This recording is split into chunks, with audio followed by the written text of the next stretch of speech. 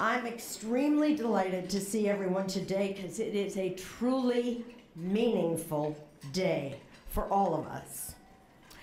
We couldn't have done this without the support of our vice chairs, benefit committee members, and most importantly, my fellow co-chairs, Ambassador Brenda Johnson,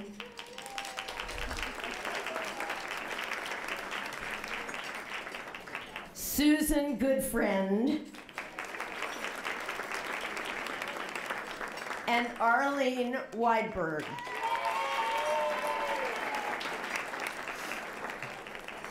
Thank you, ladies, for all your hard work and dedication to our mission.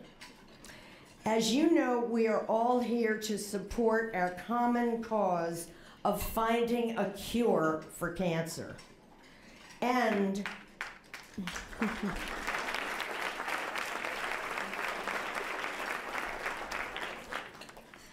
and with the support of everyone in the room and the millions of people across the world joining ACS in the fight against cancer, we are getting closer to a cure every day. I think that's great.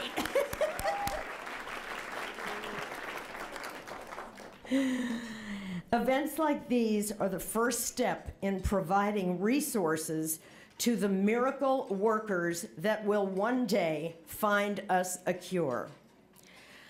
Today we will honor two very special women, Diana Williams and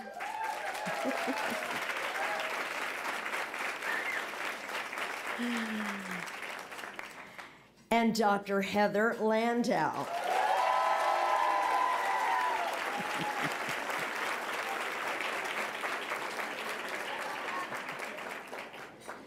Uniquely diverse, yet united by a common goal, one that we all share, to save lives, celebrate lives, and lead the fight for a world without cancer.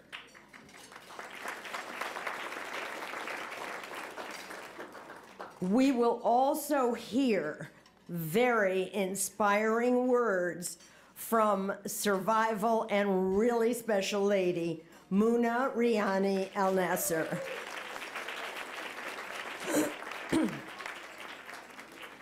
Before I introduce our next guest, I'd like to take a moment to remember a longtime volunteer of our American Cancer Society family, Barbara Gould, was chairwoman of our Youth Against Cancer initiative and a part of our Mothers of the Year Special Events Committee.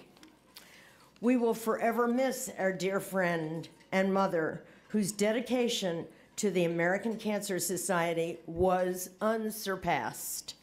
The impact she made on our organization will never be forgotten. And now, ladies and gentlemen, oh, it's so nice to have so many gentlemen in the room. Yay!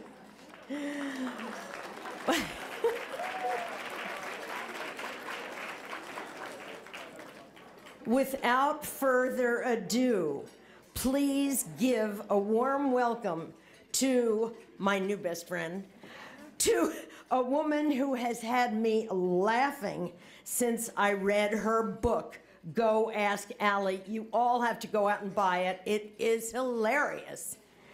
Our mistress of ceremonies, the hilariously funny actress, comedian, producer, author, mother, and the funniest person I've never known, Allie Wentworth.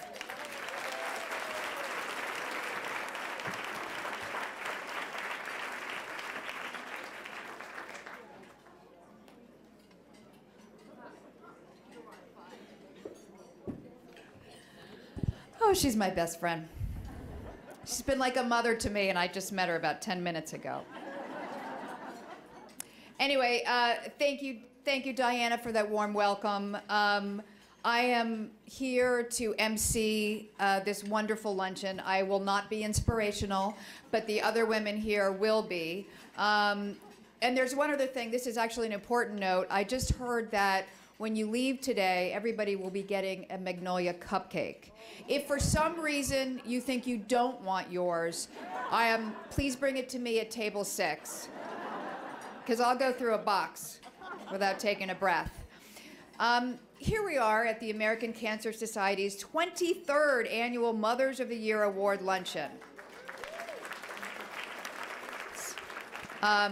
Which is why I'm here. I am 23, and it's a 23rd lunch, so they thought it's not that funny. But the amazing thing about this lunch is that it honors so many incredible women. And thank you for being here, and for the splattering of men I see, thank you for being here. I know that there are hedge funds to watch and sports to download, and so it means a lot that you're here. And a very special thanks to our platinum sponsors, Lord & Taylor, yeah, WABC TV. I have to say, I am part of the ABC family. I am married to George Stephanopoulos, for now.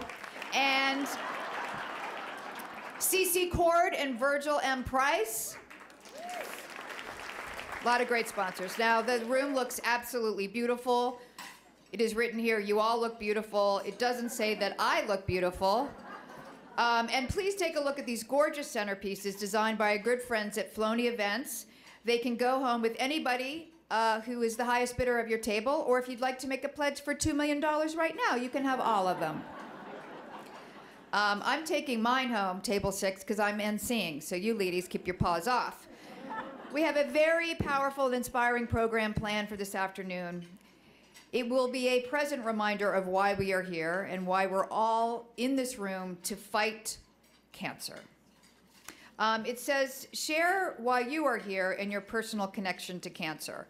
And I had a story. I had a very, very good friend, Mona, who I lost to cancer a couple years ago. And in my book, shameless plug, Go Ask Allie, I wrote a chapter about her and how George and I and our daughters used to bring her cakes and cookies and just everything that would make her feel happy. And you kids, close your ears for 1 second. We had sweatshirts that said, "Fuck cancer," that we all used to wear everywhere. And so, but still, it was somebody I knew. And recently, and now I'm riffing, I went to have my normal screenings, and my doctor said, okay, you have to close your ears one more time, that I had an ovarian cyst the size of an orange. And I thought, okay, well, it'll go away. And she said, no, we want to screen you for cancer and ovarian cancer. And it was one of the first times when it hits you, I'm okay. But I suddenly had this moment of panic and fear and running from one appointment to the other to get pictures and blood tests. And for me, as a woman, I thought, wow, it's amazing to me that women, we put everybody ahead of ourselves.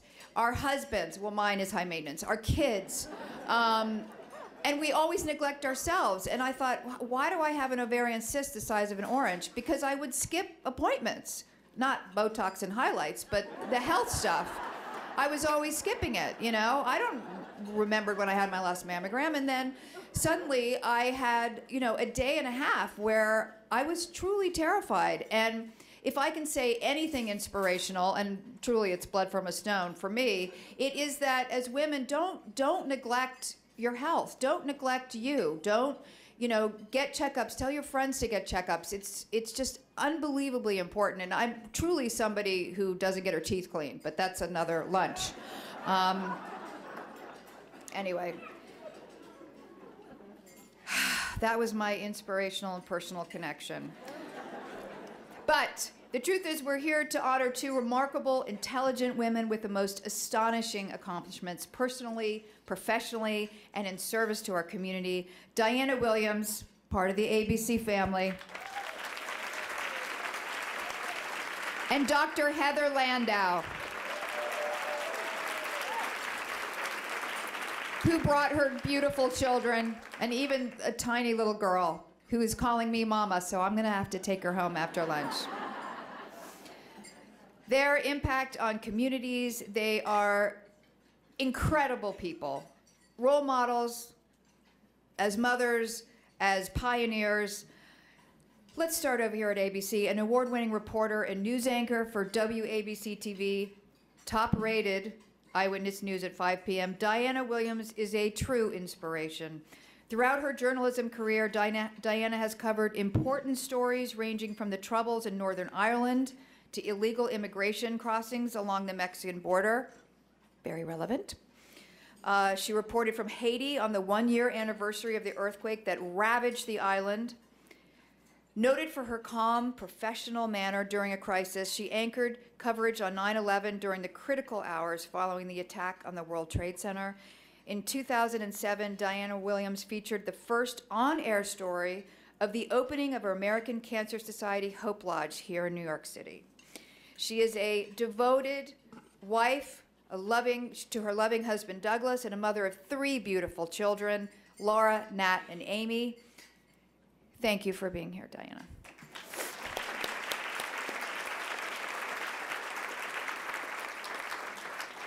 Dr. Heather Landau is an associate attending physician on the adult bone marrow transplant and multiple melanoma services at Memorial Sloan Kettering Cancer Center, and assistant professor of medicine at Weill Cornell Medical College.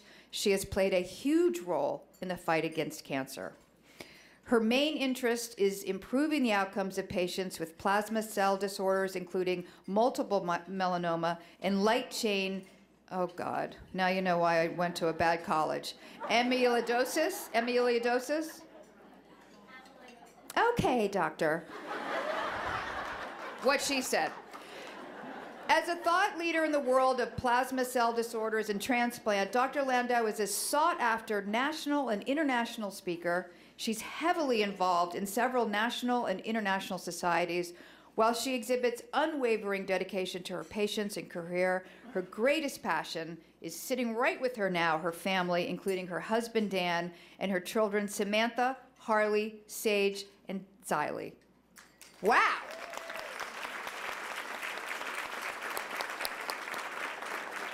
Well, we'll hear from these amazing women later in the program. We first want to learn about the incredible work the American Cancer Society does. So please, let's welcome to the stage from the American Cancer Society, Ruth and Daly. Ruth and Daly.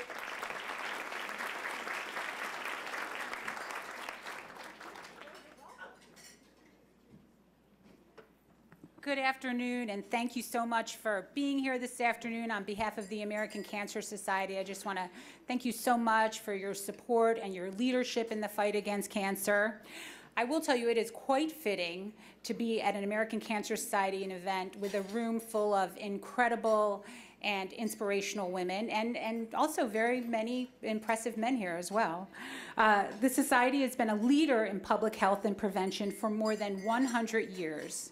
But what many people don't know is that we have a long history of women leading, innovating, and impacting the fight against cancer. In 1936, Marjorie Elig created the Women's Field Army for the American Cancer Society to raise cancer awareness. Marjorie increased our volunteer numbers from 15,000 to 150,000 in just 3 years. She helped to take cancer out of the shadows and shine a light on the need for cancer understanding and awareness. The American Cancer Society's research program, we are second only to the federal government in cancer research funding.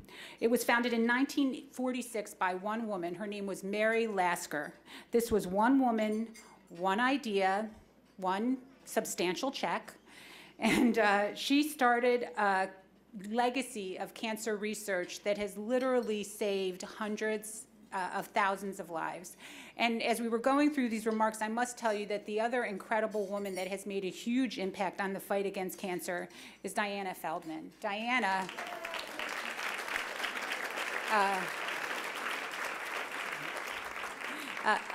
another great example of a woman really leading the fight and inspiring others, so thank you. Women have played an enormous role at the American Cancer Society, and their contributions have impacted the health and well-being of our society.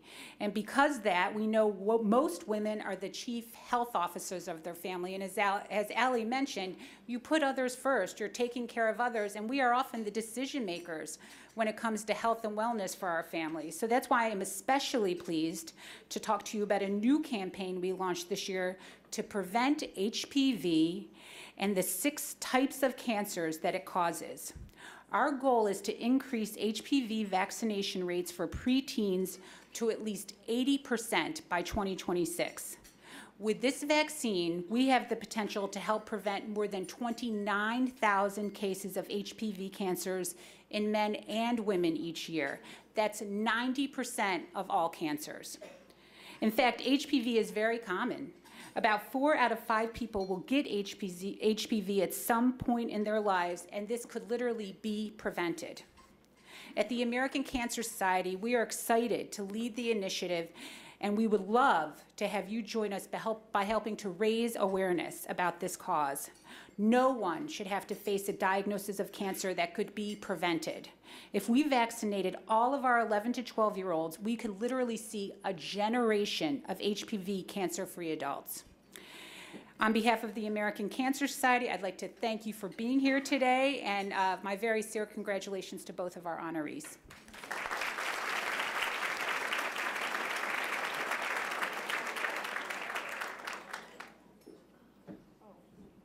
Thank you, Ruth Ann. I have 2 daughters, 16 and 13, and they both had the HPV vaccination. I know. I told them that they'd never have to shave their legs again. It was a special shot, but they got it. They're half Greek, so that was a big deal.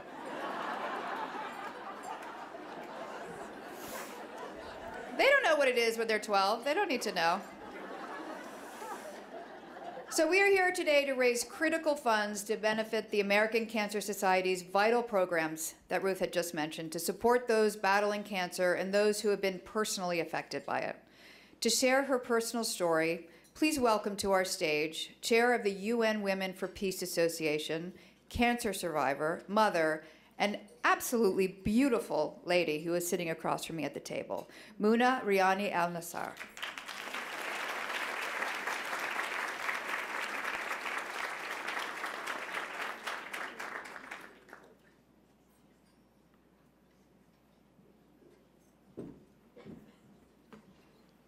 Good afternoon. Thank you, Ali. First of all, I would like to congratulate our honorees, Diana Williams and Dr. Heather Landau. And thank you so much for Diana Feldman, Lainey Jones, Charlotte Ford, Lily Safra, Ambassador Brenda Johnson, Arlene Whiteberry, and my best friend, Susan Goodfriend.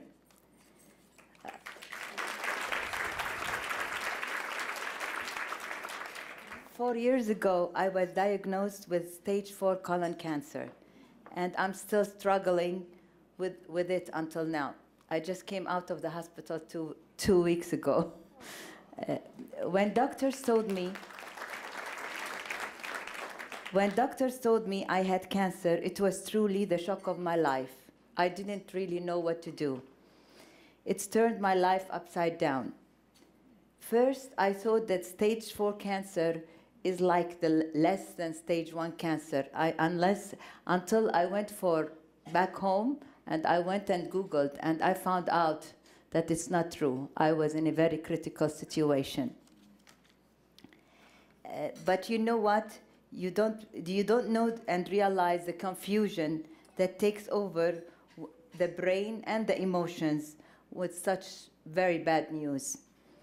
When I went back home, I had all my studies, and then I realized that it's very, very big, and it was really critical for me because having a son of 8 years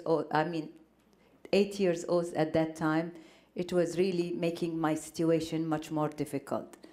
At the beginning, I didn't know what to do. I thought that I'm gonna hide from him and not tell him about anything. But then I realized that nowadays we can't hide anything from our children. With the internet, they can go and Google almost everything. So I decided to tell him the truth. The turning point in my life was when I did my first operation and surgery, when I removed the cancer from colon. And I was so happy, and I went out to say, thank God, I'm still alive. With the help of my wonderful husband Nasser, my son, my mom, and my wonderful friends, and of course my brilliant doctor, oncologist, who's Dr. Nancy Kemeny, I had hope again. I became very optimistic and I said, you know what? I have hope and I'm gonna win this battle. And I'm still trying to win this battle.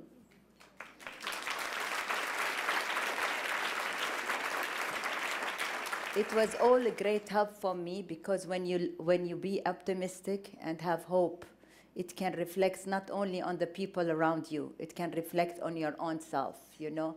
You feel that you have confidence and you wanted to do more exams, you want to do more chemo, you want to do more operations to survive. So the most important thing, I think, for anyone who has cancer is to feel optimistic and to have hope.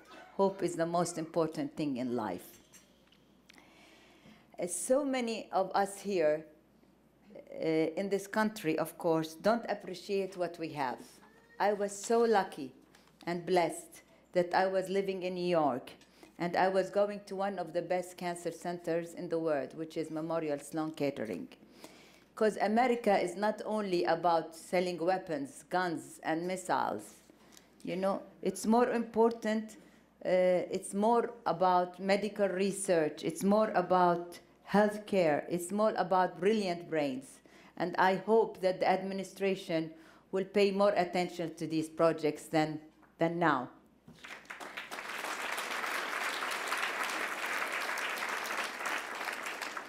But at the same time, I'm so happy that individuals here and private sectors are very responsible for funding these projects. And thank you for each one of you because you're doing this right now. For me, giving back is a pleasure. It's a pleasure for me and for others. It helped me a lot when I was sick in bed. I was working very hard to fundraise and make awareness to my organization, UN Women for Peace, which is mainly to end violence against women and girls. And engaging the brain is in such things can make you feel happy and forget about your sickness and about yourself that you are being sick. So it takes away from this pressure that you have to feel like you're giving back to people who really needs. And this is one of the main key, how you can get over being sick and thinking that you are really wanted to die. And this is my advice to everyone. I hope that everyone will be happy and optimistic and have hope.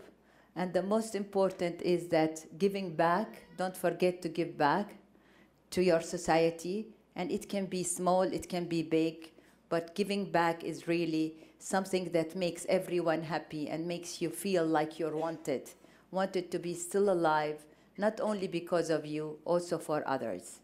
And before I finish, I just want to say, whoever is over 46, and I can see so many of you, whether you like it or not, are over 46, please go for a colonoscopy, because I was stupid myself not to go at the right time for a colonoscopy.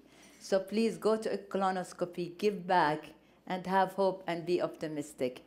And thank you very much for the American Cancer Society for all the hard work that you're doing and still doing. And it's not only for America, you're doing it for the world. You know, when I go to MSK, I see like this, the world is in the hall that I'm waiting. You know, the reception, I'm waiting for my doctor.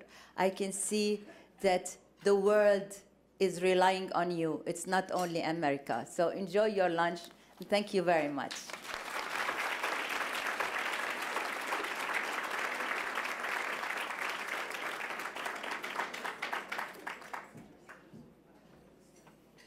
Muna, I see you have the earrings I sent you. Yes. Yes, give them back. I have to say, I'm so shocked that we don't have a cure for cancer. I can't believe it.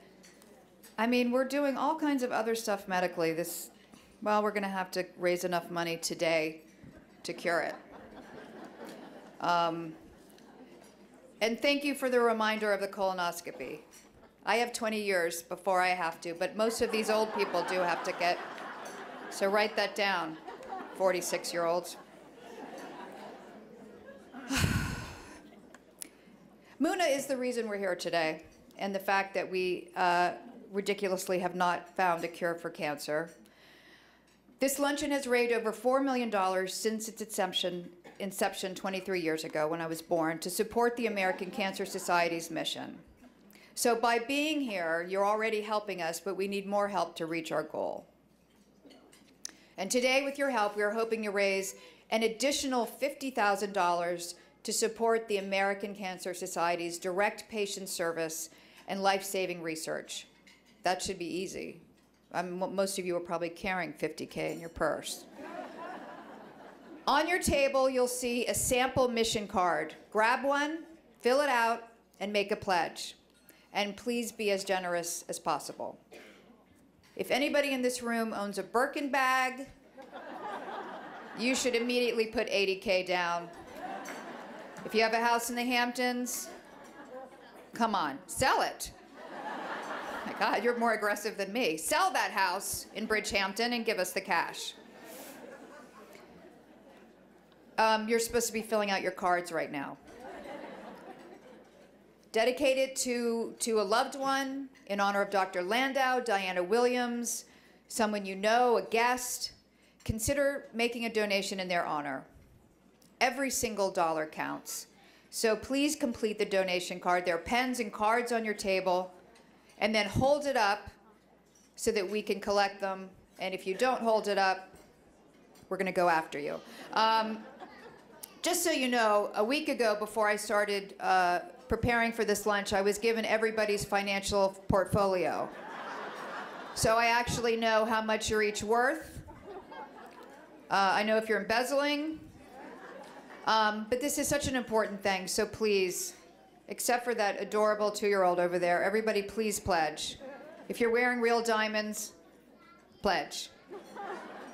If you're a man and you're here, you should pay $50K just to be here, because you're privy to some amazing things. While you're filling out your cards, put the bread down. Some of you are eating bread right now. We're donating, people. I'm going to tell you that so far in 2018, the American Cancer Society has served 14,552 patients with life-saving information or programs. They provided 5,275 rides to treatment for 462 patients, provided 28,500 nights of free, safe lodging to 1,700 cancer patients and their loved ones. Imagine if you have to bring a loved one to get treatment and you can't afford to get here and you can't afford to stay in a hotel. Anybody that's got a Rolex, you probably don't know how that feels, but the amount that went into buying your Rolex might help a family for a week in a hotel. Currently, they've invested more than $32 million in New York's finest research institutions. So thank you all for your generous donations. There are cameras, so we already took pictures of people that didn't write down pledges, and we'll get you in the mail. And if you want to take one home, because you want to find out just exactly how much your ex-husband took from you, and then you want to pledge later, you can do that. And until then, we have volunteers coming around to collect. Please enjoy your lunch. I do want to tell you one thing before you start eating.